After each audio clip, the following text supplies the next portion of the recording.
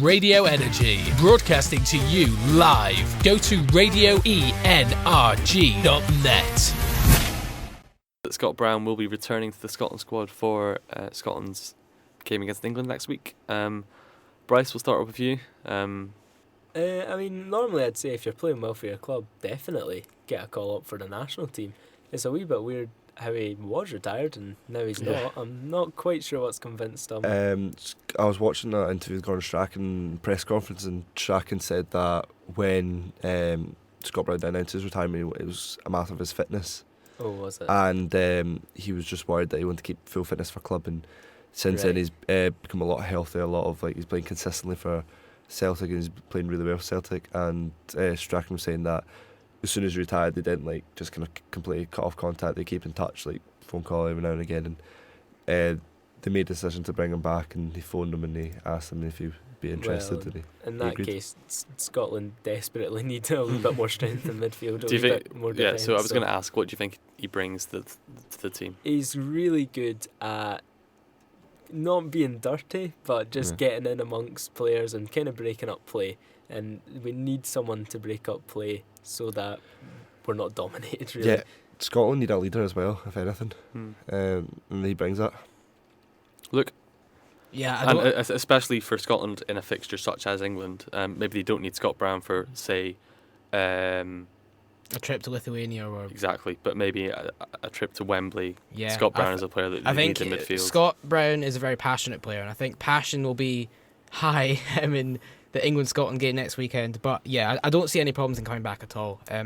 He does, as David and Bryce have mentioned, he's a great player. He does the dirty job almost, and I just don't think there's any harm in having other options, because it's well documented now that Scotland have kind of struggled a little bit in the last few games. So I think it's a good time for him to come back, a kind of a breath of fresh air almost. And yeah, I think especially against England, he should do well, because he'll be very up for it and he'll be very keen to come back as well with a good result. Yep, interesting. And the other player that's sort of back in the fold is Stephen Naismith. Was he was he missing from the team in your eyes? Yeah, you miss a bit of experience when players like that leave, and I think part of the reason Scotland have struggled these past few international games is they lack experience of playing a lot of youth, a lot of kind of players who are in form, but they've not been in form from country because they've not had a lot of game time for country. And what Naismith brings is that you can play him on the wing, you can play him as a centre forward, as a striker. A player like that he can adapt, and Strachan himself will want a player that, if so and so's playing well up front for his team, but he wants to use Naismith, he can use him wide, or vice versa. And he wanted that kind of that dynamic way to play his team.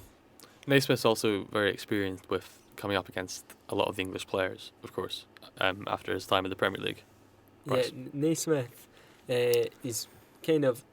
The thing that Naismith brings is a lot more creative than Chris Martin. He's a lot faster than Chris Martin, and he scores more goals at international level than Chris Martin. I mean, it makes sense. He's just a good option to have, I think, because Scotland, I feel, have been relying a little bit too much on Robert Snodgrass after his game against Malta, where he got his hat-trick. And even Ollie Burke, he's an exciting player as well, but he seemed a little bit too selfish, like he's trying to show off a bit too much. I just think that Naismith he's not a bad option to have. He does this, as David said, he's versatile. He can play it pretty much across the whole front of the pitch, really, so yeah. Get in touch. Go on. Tweet at Radio ENRG. Email radioenrg@gmail.com.